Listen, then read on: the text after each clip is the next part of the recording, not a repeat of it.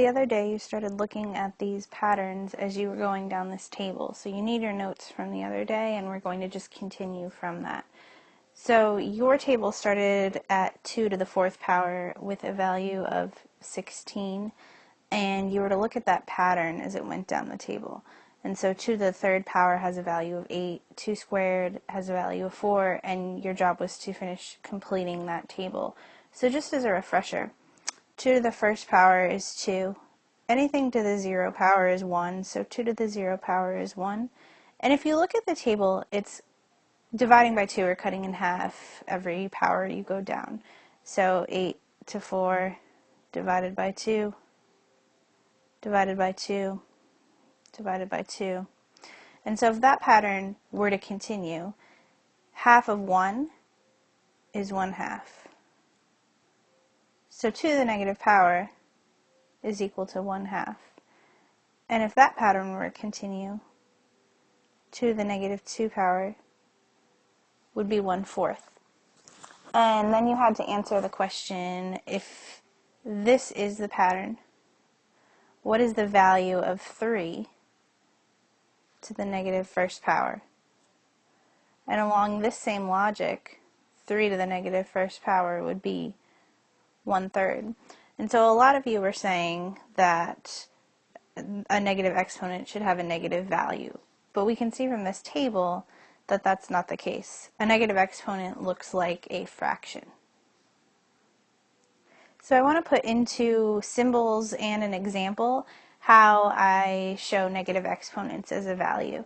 So using symbols, I can say that a to the negative n power is equal to 1 over a to the n power. And this works for any a that is not equal to 0 and any integer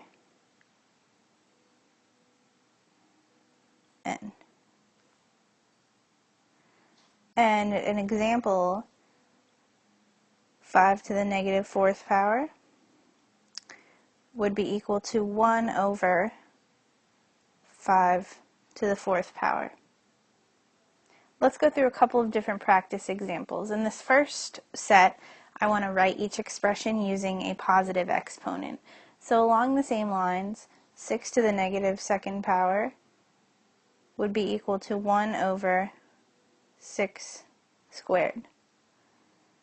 Same idea for variables. X to the negative 5th power would be equal to 1 over x to the 5th power. And you have several examples on your guided notes that you can be doing right now. You can pause the video if you want before you go on. This other kind of example, write 1/9 as an expression using a negative exponent.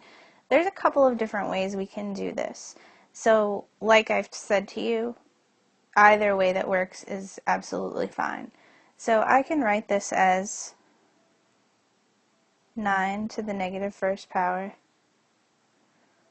Or, if I'm talking about prime factorization of 9, I could rewrite 1 over 9 is 1 over 3 times 3.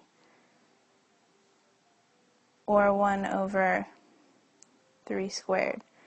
And so if I were to write this using a negative exponent, it would be 3 to the negative 2nd power. So either one of these is fine. And finally, let's try evaluating an expression when we're given the value of the variable. So evaluate n to the negative 3rd power if n is equal to 2. So instead of n to the negative 3rd power, I'm now working with 2 to the negative 3rd power. And I know that 2 to the negative 3rd power is going to be 1 over 2 to the 3rd power, or 2 cubed, or 1 over 2 times 2 times 2, or 1/8.